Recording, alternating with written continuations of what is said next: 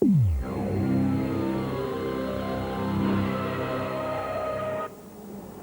welcome back to Monte Carlo. Overcast but very warm here, and the McLaren's too hot for the rest once again. Hakkinen and Coulthard on the front row, Fisichella and Schumacher behind them. Heinz Harold Frentzen getting the Williams up into 5th, Alexander Wurz in the 2nd, Benetton 6th, Eddie Irvine 7th. Before that smash, Mika Salo doing well in the Arrows in 8th, and there are the British placings. Herbert 9, and Hill down there in 15th, with Jacques Villeneuve, the world champion, in 13. Okay, Tony Jardine, I mean, the McLarens have done it again, but a bit of a scrap for them this time. No, it was a great scrap for them. I think it was a great shame for David Coulthard, because he was laying down the markers at the beginning of the session, and he said this is his kind of track. After all, this is his backyard. The guy's been out there when he's going on his shopping trips or going to get his papers in the morning, looking at every last curve, looking at every last manhole cover. And he said, I've got to fight back here. He's really been talking it up. But this great battle between him and his teammate has been so close. As you saw, there he was with that early provisional pole position. I thought, that's great. He's really looking good here. And Hakkinen came back, and at the end of the day, he snatched that pole away. It's worth emphasising that David Coulthard still has a great chance of his first victory here, but I just can't discount that guy, Michael Schumacher. He's had an absolutely miserable time here, but look what he does when he comes out onto the circuit. First time out. Yeah, no, that's absolutely right. And he has had no track time on here whatsoever. He's lost a couple of sessions. He had a big crash, admitted to the mistake on Thursday when he went into the barriers. But just look at the guy's car control. This is where the best drivers, the cream, comes to the top. And you see this in Michael Schumacher. You don't win 3 times round here at Monte Carlo without being an absolute sensation and a star.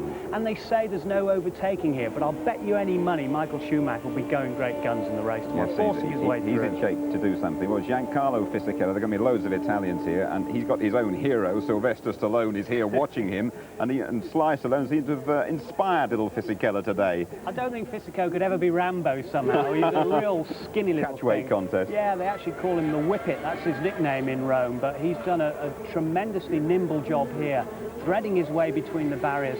And this is the 2nd race on the bounce that he's out-qualified Wurz as well, so that's great for him. Very, very talented. And again, I'm saying that the top drivers really shine here at Monte Carlo. History shows that. We know that this little Roman is an absolute star of the future, very, very popular in Italy. And most important, the Italian press think he's great, and they're really talking him up. It wouldn't be Monte Carlo without a couple of offs, would it? And Messrs Barrichello and Irvine both gave us shunts to look at. There's no runoff areas here. The barrier's right at the edge. Just look at Rubens Barrichello here, making a mess of it, going into La Rascasse. And then poor Eddie Irvine here, before he even turns into La Rascasse, where they skim that barrier and try and take it as tight as possible. He's made a mess of the Ferrari there. He'll be very, very disappointed, because last year he started 15th, got through to 3rd place, and this is a track that he loves. He thrills to this track at every moment. That's a shame for Ferrari. Poor Eddie Irvine walking back there, having to explain his actions. Yeah, that's a shame for Eddie, who makes no secret of how much he does love this place, because he could have been up in the top 3 or 4 later in that session. I think quite easily. We're looking at his sector times there. They were very good indeed. And he's done a great job this year backing up Michael Schumacher, not just on the track, but verbally, playing the perfect teammate's part. So, again, he will have forgotten the fact that the 4th car is sitting down here on the quayside. It wasn't up just there in the narrow little garage. Right. So, great shame for Eddie Irvine. But nevertheless, you could see a great fight from him in the race, I'm sure. I'm sure we will from both Ferraris. But again, towards the end of the procession, normal 98 order restored, Tony. Yeah, and that just shows you how good the McLaren cars are, because what we're thinking here, the driver assumes more importance here than at any other track. The last track at Monte Carlo was all about aerodynamics and tyres, and you heard them squealing there. But this package of the McLaren with the Mercedes engine and the drivers themselves, Coulthard had gone out, he just got back into that pole position again. He thought he'd snatched it away. We thought he was back on the pole position, and then out comes Hakkinen, and he actually does the business. Now, Hakkinen had been really, really ragged this morning. He bashed the barriers twice. I thought he was rattled. And David has said, this is my track, more than it is Hakkinen. Hakkinen has a lousy record here. He finished 6th once by default in 96, and that was after he shunted into the back of Salo. So that's a great shame for Coulthard, but a brilliant drive, as we've said, by Hakkinen to take 4th pole position of the year. We keep saying it in 98, disappointment for Damon continuing here. Yeah, it's a struggle. It's a great struggle, but they are not giving up the struggle whatsoever. He said the car just doesn't have any traction. When he's coming through the tunnel, the car feels like it's wallowing around. I mean, I don't know where they go from here, but it's just test, test, test, get your head down, work, keep smiling. Okay. All right, well, let's have a word with a guy that they call Mr. Monaco, Michael Schumacher. Goodness me, what a few days he's had here, and here is Michael Schumacher talking to James. Michael, Martin Brundle said that, well, OK, you didn't get on the front row of the grid, which is what you wanted, but what you did today was really quite an achievement, given the amount of time you've had on the track. Would you go along with that? I don't know. I mean, I'm a second faster than Eddie, which shows that we're actually on the limit. If I take my best section times, then there was about 1/10. I could have gone faster. Again, proves there was nothing really left. We didn't have a real balance problem, I have to say. We had pretty much the same balance as before, and I don't think we could have improved that much to the balance. But we had to choose the hard tyre, which is a good choice for the race, actually. But as far as I know, it's even the McLarens and Fisichella is on a hard tyre. So that's not a good prospect. See what happens. How frustrated were... We'll see what happens. So let's see what's happening in the press conference now, shall we? Let's pop in there. Did you manage to? But I mean, and we are very happy to get the perfect lap in, or did you have a bit in reserve? Did I have a perfect lap? Yeah.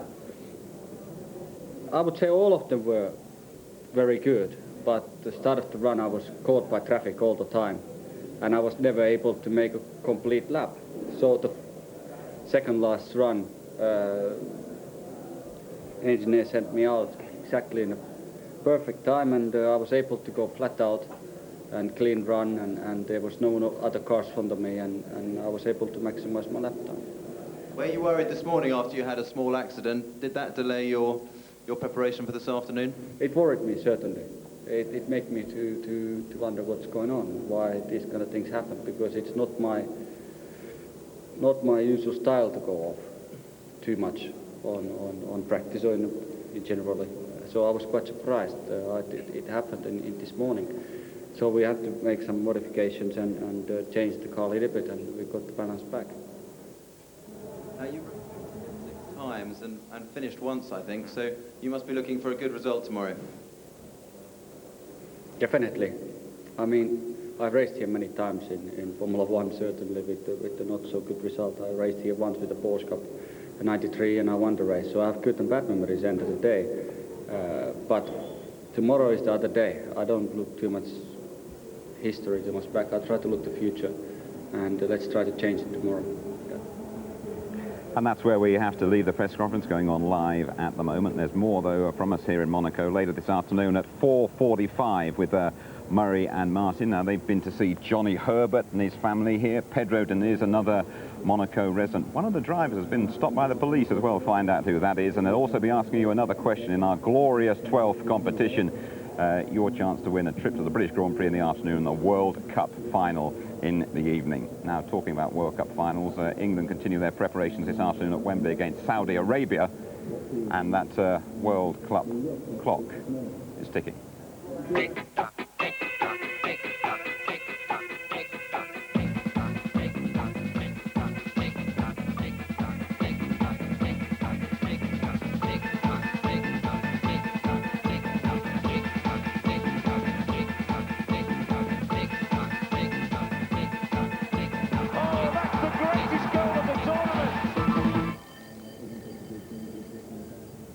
We will see you tomorrow for the Grand Prix. Bye till then.